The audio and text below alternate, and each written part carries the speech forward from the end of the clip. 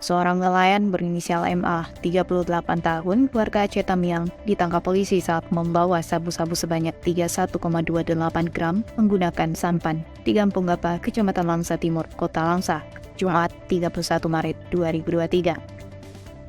Kapolres Langsa AKBP Muhammadun melalui Kasat Narkoba Ibtu Sandi Sapitra mengatakan MA ditangkap setelah menerima laporan dari masyarakat.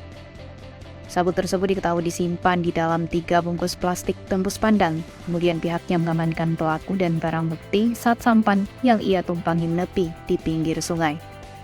Dari tangan pelaku, polisi juga mengamankan 1 timbangan digital warna merah, 1 gunting, 1 kotak warna hitam, 1 handphone merek Vivo dan sampan milik pelaku.